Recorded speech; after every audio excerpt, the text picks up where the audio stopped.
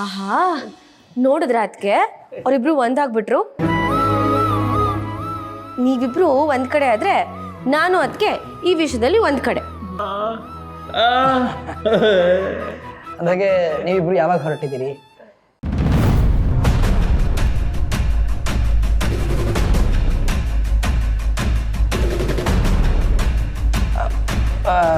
ಅಂದರೆ ತುಂಬ ಆರ್ಡರ್ಸ್ ಇದೆ, ಕೆಲಸ ಇದೆ ಅಂತ ಹೇಳ್ತಿದ್ರಲ್ಲ, ಅದನ್ನು ಹಾಕಿ ಕೇಳ್ಬಿಟ್ಟೆ. ಕೆಲಸ ಏನೋ ಇದ್ದಾವೆ, ಅಜ್ಜಿನ ನೋಡೋದಿತ್ತಲ್ಲ ಅದಕ್ಕೆ ಬಂದ್ವಿ. ಅಜ್ಜಿ ಈ ಪರಿಸ್ಥಿತಿಲಿರುವಾಗ ನಾವು ನೋಡೋಕ್ಕೆ ಬರದೇ ಇದ್ರೆ ಚೆನ್ನಾಗಿರ್ತದ?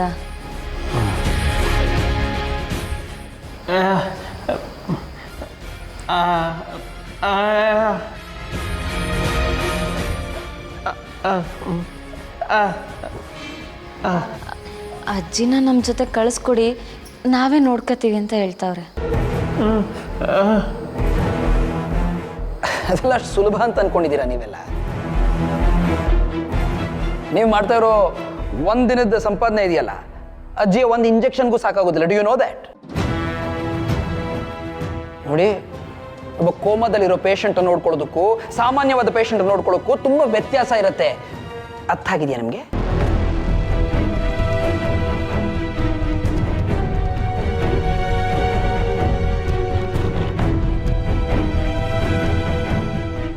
ರೀ, ಯಾಕ್ರಿ ಹೀಗೆಲ್ಲ ಮಾತಾಡ್ತಾ ಇದ್ದೀರಾ? ಅಣ್ಣ ಮನ್ಸು ಮಾಡಿದ್ರೆ ಏನ್ ಬೇಕಾದ್ರೂ ಮಾಡ್ಬೋದು. ನನ್ನ ಸ್ವಂತ ಅಣ್ಣಂದ್ರೇನೆ ಅಜ್ಜಿಗೆ ಹೀಗಾಗಿದೆ ಅಂತ ಗೊತ್ತಾದ್ಮೇಲೂ ಒಂದ್ಸತಿ ಕಾಲ್ ಮಾಡಿ ವಿಚಾರಿಸ್ಕೊಂಡಿಲ್ಲ. ಅಂಥದ್ರಲ್ಲಿ ಇವನು ಇಷ್ಟ ಆದ್ರೂ ಕೇಳ್ತಾ ಇದ್ದಾನೆ ಅಂದ್ರೆ ನೀವೇ ಯೋಚನೆ ಮಾಡಿ, ಇವನಿಗೆ ಅಜ್ಜಿ ಮೇಲೆ ಎಷ್ಟು ಪ್ರೀತಿ ಇದೆ ಅಂತ. ಚಿನ್ನು ಮರಿ, ಪ್ರೀತಿ ಬೇರೆ, ನಾನು ಹೇಳ್ತಾ ಇರೋ ವಿಷಯ ಬೇರೆ. ನೋಡಿ, ನಾನು ಹೇಳ್ತಿರೋ ವಿಷಯ ಯಾವ ದೃಷ್ಟಿಕೋನದಲ್ಲಿ ಹೇಳ್ತಾ ಇದ್ದೀನಿ ಅಂತ ನೀವಾದರೂ ಅರ್ಥ ಮಾಡ್ಕೋತೀರಾ ಅಂತ ಅನ್ಕೊಂಡಿದ್ದೆ. ಬಟ್ ಸ್ಯಾಡ್ಲಿನೂ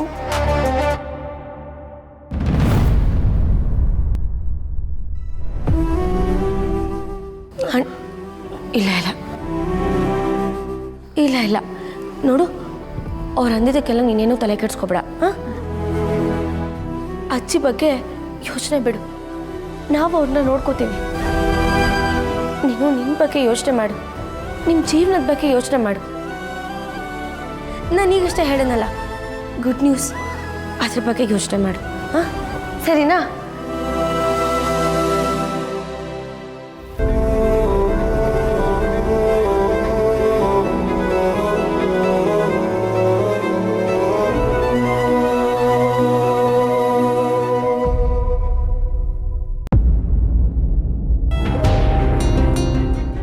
ನಮಸ್ಕಾರ ಸರ್. ಏನಮ್ಮ? ಸರ್, ಆ ಕಂಪ್ಲೇಂಟ್ ಕೊಟ್ವಲ್ಲ, ಅದ್ರ ವಿಚಾರಣೆ ಶುರು ಮಾಡಿದ್ರಾ? ನೋಡಮ್ಮ, ಈ ಕಡೆಯಿಂದ ಕಂಪ್ಲೇಂಟ್ ಕೊಟ್ಟ ತಕ್ಷಣ ಆ ಕಡೆಯಿಂದ ಎಲ್ಲಾನು ಆಗ್ಬಿಡಲ್ಲ. ಎಲ್ಲದಕ್ಕೂ ಅದರದ್ದೇ ಆದ ರೂಲ್ಸ್ಗಳಿರುತ್ತೆ. ಅದು ಅಲ್ಲದೆ ಇದು ತುಂಬ ಹಳೆ ಕೇಸು, ಕೂಲಂಕುಷವಾಗಿ ಪರಿಶೀಲನೆ ಮಾಡಬೇಕಾಗುತ್ತೆ. ಅದಕ್ಕೆಲ್ಲ ಟೈಮ್ ತಗೊಳುತ್ತೆ. ಇದೆಲ್ಲ ಬೇಗ ಮೂವ್ ಆಗಬೇಕು ಅಂದರೆ ಯಾವ್ದಾದ್ರು ಇನ್ಫ್ಲೂಯೆನ್ಸ್ ಇರಬೇಕು. ಯಾರ ಹತ್ರ ಮಾತಾಡಿಸ್ಬೇಕು ಅಂತ ಹೇಳಿ, ನಾನು ಮಾತಾಡಿಸ್ತೀನಿ.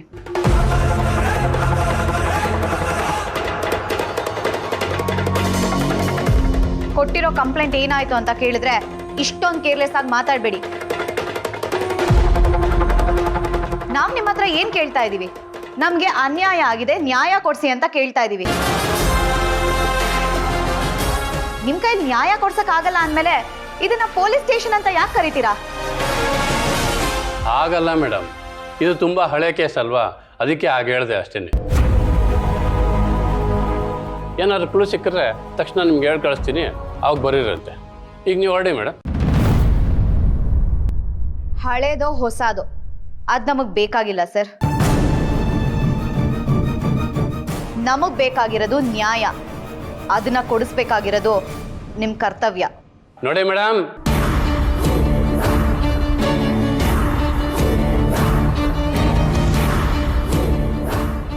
ನೋಡಿ, ನಾನು ನೋಡ್ಕೊಳ್ತೀನಿ, ನೀವು ಹೊರಡಿ.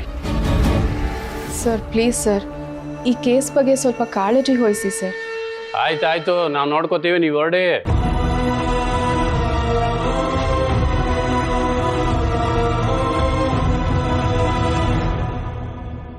ಏಯ್ ಸೀತಾರಾಮ್, ಬರ್ರಿ ಇಲ್ಲಿ. ಸರ್. ರೀ, ಜವರೇಗೌಡರು ಬಂದು ಹೇಳೋರ್ಗೂ ಈ ಕೇಸ್ನ ಯಾರು ಏನೇ ಅಂದರೂ ಮೂವ್ ಮಾಡೋ ಹಾಗಿಲ್ಲ, ಗೊತ್ತಾಯ್ತಾ? ಮೇಡಮ್ ಅವ್ರು ಬಂದು ಪದೇ ಪದೇ ತಲೆ ತಿಂತಾರಲ್ಲ ಸರ್. ಬಂದರೆ ಏನಾದ್ರು ಕೂಲಾಗಿ ಹೇಳಿ ಕಳಿಸ್ರಿ, ಮಿಕ್ಕಿದ್ದನ್ನು ನಾನು ನೋಡ್ಕೊಳ್ತೀನಿ. ಸರಿ ಸರ್.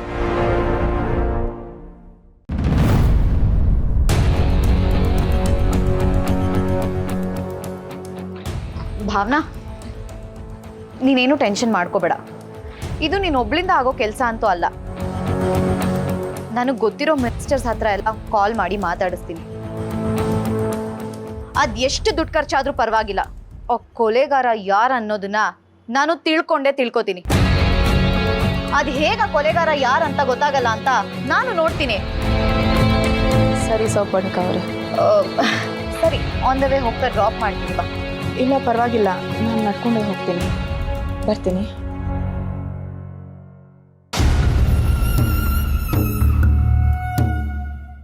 ಎಷ್ಟು ದಿಮಾಕ್ ಇರ್ಬೇಕು ಇವಳಿಗೆ. ನಾನೇ ಡ್ರಾಪ್ ಮಾಡ್ತೀನಿ ಅಂದ್ರು ಬೇಡ ಅಂತ ಅಷ್ಟು ಕೊಬ್ಬಲ್ ಹೋಗ್ತಿದ್ದಾಳೆ.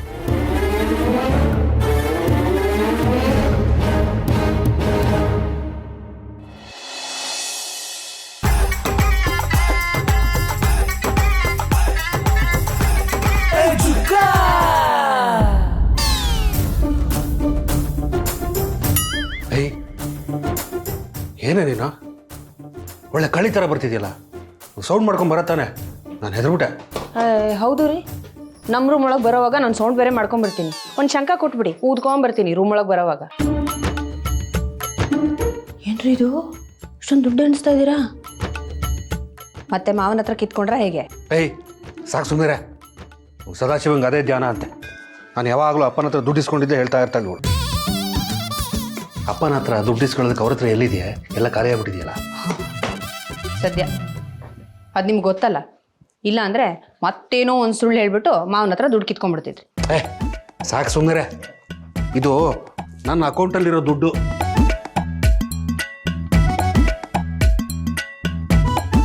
ನಮ್ಮ ಮನೆ ಕೆಲಸ ತುಂಬ ಬೇಗ ಆಗ್ತಿದೆಯಲ್ವಾ, ಅದಕ್ಕೆ ಎಮರ್ಜೆನ್ಸಿಗೆ ದುಡ್ಡು ಬೇಕಾದರೆ ನಾನು ಬ್ಯಾಂಕಿಗೆ ಹೋಗಿ ಡ್ರಾ ಮಾಡ್ಕೊಂಬರೋಕ್ಕಾಗಲ್ಲ. ಅದಕ್ಕೆ ಹುಷಾರಾಗಿ ಎತ್ತಿಡ್ತಾ ಇದ್ದೀನಿ. ಹೆಂಗೆ? ನೀವು ಹೇಳೋದೇನೋ ಸರಿ, ಆದರೂ ನೀವು ಹೋದ್ಸಲ ಇದೇ ಸೂಟ್ ಕೇಸಲ್ಲಿ ದುಡ್ಡಿಟ್ಟಾಗ್ತಾನೆ ಕಳ್ಳ ಕದ್ಕೊಂಡು ಹೋಗಿದ್ದು. ಈಗ ಮತ್ತೆ ಅಲ್ಲೇ ಇಡ್ತಿದ್ದೀರಾ ಯಾಕೆ? ಹೋದ್ಸಲ ಕದ್ಕೊಂಡು ಹೋಗಿದ್ದು ಮರ್ತೋಯ್ತಾ? ಅದನ್ನು ಮರೆಯೋಕ್ಕಾಗುತ್ತೇನೆ.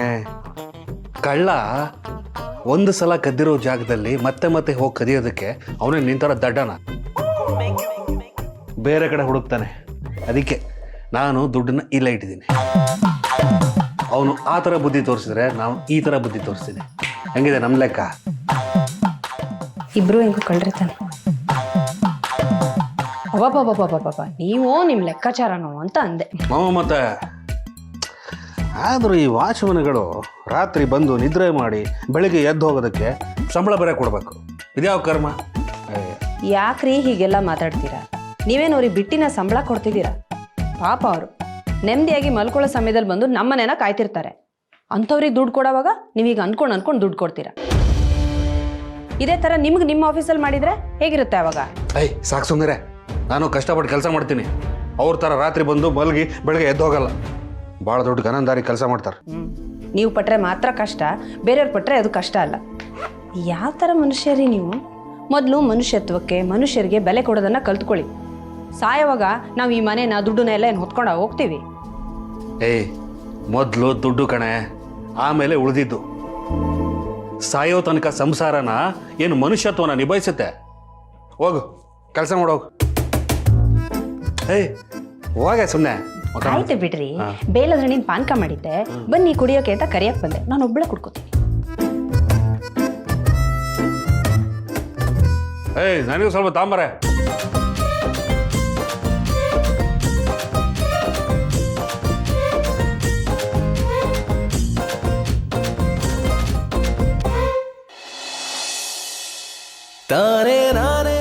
ವೀಣಾ, ರೆಡಿ ಆಗಿದೆಯಮ್ಮ? ಬಂದೆ ಮಾವ. ಆಗೋಯ್ತು, ಲೇಟ್ ಆಯ್ತು. ನೋಡೋಣ.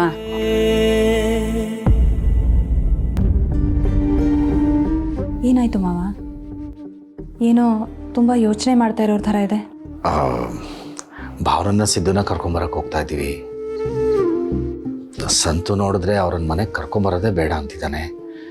ಅವ್ರ ಮನೆಗೆ ಬಂದಾಗ ಅವ್ರ ಮುಂದೆಲ್ಲ ಇವನು ಏನಾದರೂ ಬಾಯಿಗೆ ಬಂದಂಗೆ ಮಾತಾಡಿದ್ರೆ ಏನು ಮಾಡೋದಮ್ಮ? ಅಯ್ಯೋ ಅವ್ರ ವಿಚಾರ ಬಿಟ್ಟು ಹಾಕಿ ಮಾವ. ಅವ್ರಿಗೆ ಏನಾದರೂ ಒಂದು ಸ್ವಲ್ಪನಾದರೂ ಸಂಬಂಧಗಳ ಬೆಲೆ ಗೊತ್ತಾ? ಮನೆ ಮಗಳು ಕಷ್ಟದಲ್ಲಿದ್ದಾಳೆ. ಇಂಥ ಸಂದರ್ಭದಲ್ಲಿ ಅವಳಿಗೆ ಸಹಾಯ ಮಾಡೋದು ನಮ್ಮ ಕರ್ತವ್ಯ ಅಲ್ವಾ ಮಾವ? ಇಷ್ಟಕ್ಕೂ ಅವರಿಬ್ಬರು ಇನ್ನು ಶಾಶ್ವತವಾಗಿ ಈ ಮನೇಲಿ ಇದ್ಬಿಡ್ತಾರ ಹೇಳಿ? ಒಂದು ಸ್ವಲ್ಪ ದಿನ ಇರ್ತಾರೆ, ಆಮೇಲೆ ಜೀವನ ಸುಧಾರಿಸುತ್ತೆ. ಆಮೇಲೆ ಅವರು ತಮ್ಮ ಬದುಕಿನ ವ್ಯವಸ್ಥೆ ದಾರಿ ನೋಡಿಕೊಂಡು ಹೊರಗಡೆ ಹೋಗ್ತಾರೆ. ಅಲ್ಲಿವರೆಗಾದರೂ ಅವ್ರು ನಮ್ಮನೇಲಿ ಇರಬೇಕಲ್ವ ಮಾವ? ನೀನು ಹೇಳೋ ಸರಿಮಾ, ಆದರೆ ನಿನ್ನೆ ಅಷ್ಟು ಬಲವಂತ ಮಾಡಿ ಕರೆದ್ರೂ ಅವ್ರು ಬರೋದಕ್ಕೆ ಒಪ್ಪಿಲ್ಲ. ಈಗ ನಾವು ಕರೆದ್ರೆ ನಮ್ಮನೆಗೆ ಬರ್ತಾರ ಅಂತ. ಅದಕ್ಕೆ ತಾನೇ ನಾನು ನಿಮ್ಮ ಜೊತೆ ಬರ್ತಾ ಇರೋದು.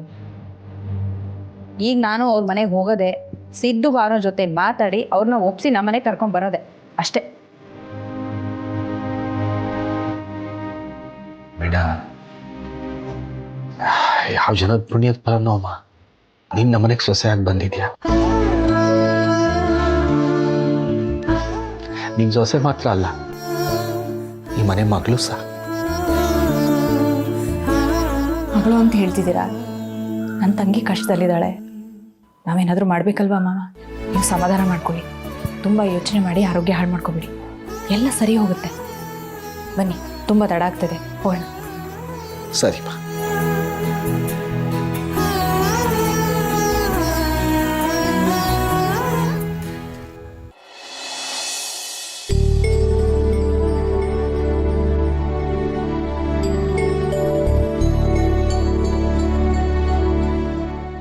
ಅಪ್ಪ ಹೇಗಿದ್ದೀರಾ ಅಪ್ಪ? ಚೆನ್ನಾಗಿದ್ದೀನಮ್ಮ, ನೀನು ಹೇಗಿದ್ಯಾ? ಚೆನ್ನಾಗಿದ್ದೇನಪ್ಪ. ಅದಕ್ಕೆ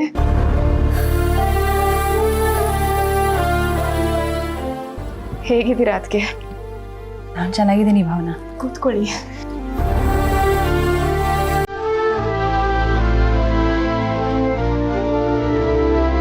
ಆದರೆ ನಿನ್ನ ಕತೆ ಹೇಳು.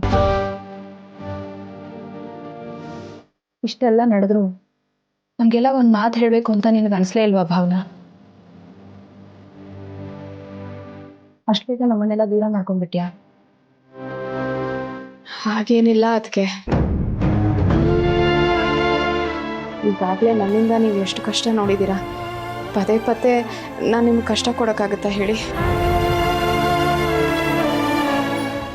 ಭಾವನಾ, ಈ ರೀತಿ ನೀನು ನೋಡೋದಕ್ಕೆ ನಂಗೆ ತುಂಬ ಕಷ್ಟ ಆಗುತ್ತಮ್ಮ. ಅದರಲ್ಲೂ ಅಳಿಯಂದ್ರು ಅಂಥ ಕೆಲಸ ಮಾಡೋದು ನೋಡಿ ಕರಳು ಚುರುಕ್ಕಂತು.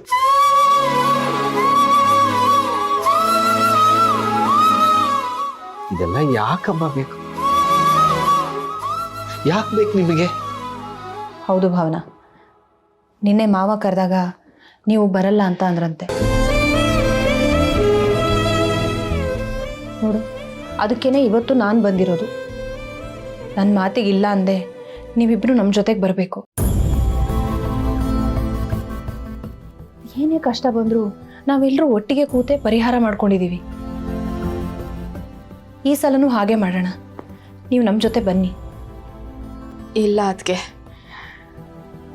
ಈಗ ಸಿದ್ದು ಅವ್ರ ಜೀವನದಲ್ಲಿ ಒಂಚೂರು ಜವಾಬ್ದಾರಿ ಅಂತ ಬಂದಿದೆ. ಈ ಸಮಯದಲ್ಲಿ ನಾವು ಅಲ್ಲಿಗೆ ಬಂದ್ಬಿಟ್ರೆ ಎಲ್ಲ ಮೊದಲಿನ ಹಾಗೆ ಆಗೋಗುತ್ತೆ.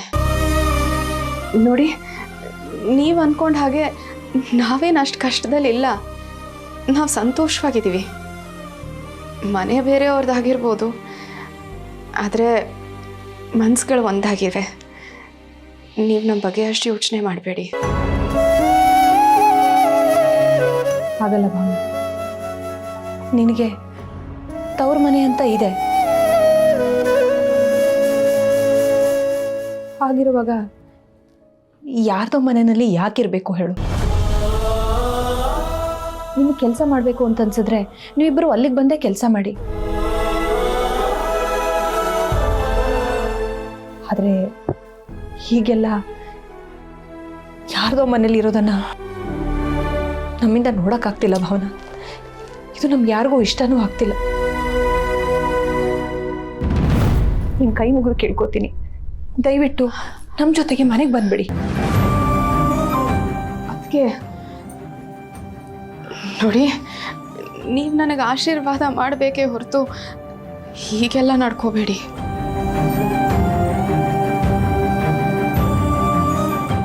ನೋಡಿ, ನೀವು ನನಗೆ ಮದುವೆ ಮಾಡಿ ಕಳಿಸಿದ್ದೀರಾ ಅಂದಮೇಲೆ ಕಷ್ಟನೋ ಸುಖನೋ ನಾನು ಸಿದ್ದೋವ್ರ ಜೊತೆನೇ ಬಾಳ್ಬೇಕು ಅಲ್ವಾ? ಇದೆಲ್ಲ ಒಂದು ಸ್ವಲ್ಪ ದಿನ ಅಷ್ಟೇ, ಆಮೇಲೆ ಎಲ್ಲ ಸರಿ ಹೋಗುತ್ತೆ.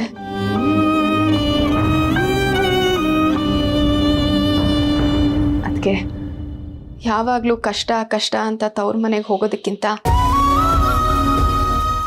ನಾವು ಸಂತೋಷವಾಗಿ ತವ್ರ ಮನೆಗೆ ಹೋದರೆ ಆವಾಗ ಅಲ್ಲೂ ಎಲ್ಲರೂ ಸಂತೋಷವಾಗಿರ್ತಾರೆ ಅಲ್ವಾ? ನೋಡಮ್ಮ ವೀಣಾ, ನಮ್ಮ ಭಾವನಾ ಜೀವನದ ಬಗ್ಗೆ ಎಂತೆಂಥ ದೊಡ್ಡ ಮಾತಾಡ್ತಿದ್ದಾಳೆ ನೋಡು. ನಮ್ಮನೇಲಿದ್ದಾಗ ಮಾತಾಡೋಕೆ ಬರುತ್ತೋ ಬರಲ್ವೋ ಅನ್ಕೋಬೇಕಿತ್ತು. ಇವತ್ತು ಜೀವನದ ಪಾಠ ನಮಗೆ ಮಾಡ್ತಿದ್ದಾಳೆ. ಮಗಳೇ, ಒಂಥರದಲ್ಲಿ ನಿನ್ನ ಮಾತು ಕೇಳೋದಕ್ಕೆ ಖುಷಿ ಆಗುತ್ತಮ್ಮ, ಹೆಮ್ಮೆ ಅನಿಸುತ್ತೆ. ಆದರೆ ನಿನ್ನನ್ನು ಈ ಪರಿಸ್ಥಿತಿನಲ್ಲಿ ನೋಡೋದಕ್ಕೆ ನಂಗೆ ತುಂಬ ದುಃಖ ಆಗತ್ತಮ್ಮ, ತುಂಬ ದುಃಖ ಆಗತ್ತೆ.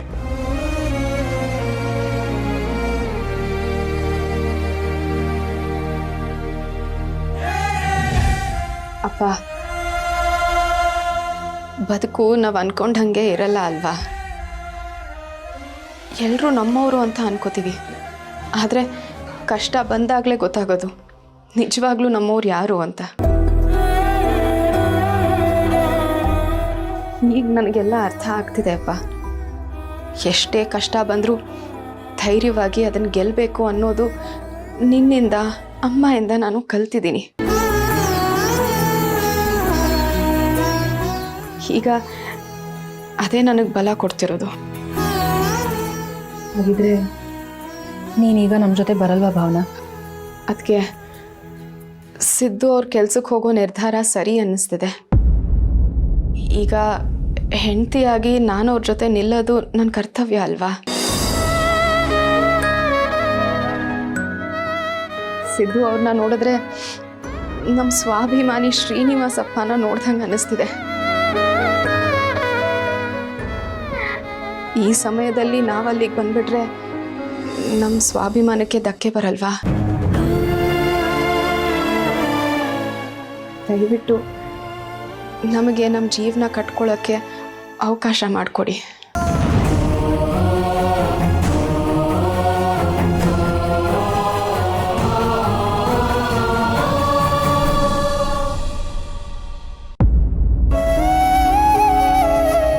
ಸರಿ ಬಿಡು ಭಾವನಾ, ನೀನಿಷ್ಟು ಧೈರ್ಯವಾಗಿ ಹೇಳ್ತಿದೀಯ ಅಂದಮೇಲೆ ಇನ್ನೂ ನಾವು ಬಲವಂತ ಮಾಡೋದ್ರಲ್ಲಿ ಅರ್ಥ ಇಲ್ಲ. ನನಗೆ ಒಂದು ವಿಷಯ ನೆನ್ಪಿಟ್ಕೊ, ನಿನಗೆ ತವ್ರ ಮನೆ ಅಂತ ಇದೆ, ನಾವೆಲ್ಲರೂ ಇದ್ದೀವಿ. ನಿನಗೆ ಯಾವಾಗ ಇಷ್ಟ ಬಂದರೂ ನೀನು ಬಂದು ಹೋಗಿ ಮಾಡ್ಬೋದು, ಗೊತ್ತಾಯ್ತಾ? ಸರಿ, ಅದಕ್ಕೆ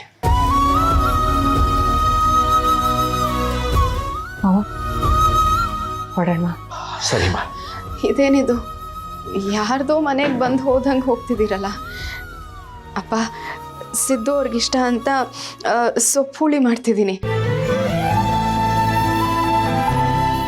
ನೀವು ಸ್ವಲ್ಪ ತಿಂದು ಹೋಗ್ತೀರಾ? ಬೇಗ ಮಾಡಿಬಿಡ್ತೀನಿ. ಬೇಡ ಮಗಳೇ, ಇನ್ನೊಂದ್ಸಲ ನಿನಗೆ ಮೊದಲೇ ತಿಳಿಸ್ಬಿಟ್ಟು ಬರ್ತೀವಿ, ಆ ಖಂಡಿತ ಊಟ ಮಾಡ್ಕೊಂಡು ಹೋಗ್ತೀವಿ. ಬರ್ತೀವಮ್ಮ. ಅಲ್ಲ, ಹುಷಾರಪ್ಪ.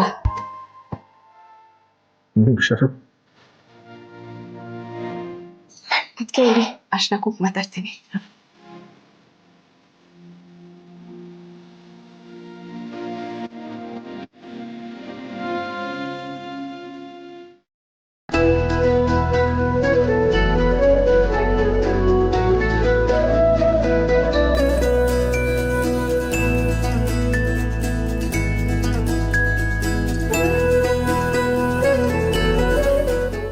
ಕ್ಷಮಿಸಿ ಅದಕ್ಕೆ, ಈಗ ನನ್ನ ಹತ್ರ ಇದನ್ನ ಬಿಟ್ಟರೆ ನಮಗೆ ಕೊಡೋಕ್ಕೆ ಏನೂ ಇಲ್ಲ.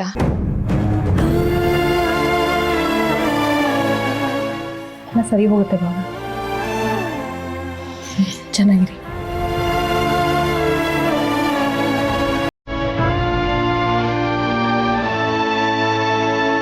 ಇದ್ದವ್ರನ್ನ ಕೇಳಿದ್ವಿ ಅಂತ ಹೇಳು. ಮತ್ತೆ ಅಪ್ಪ ಹುಷಾರಮ್ಮ.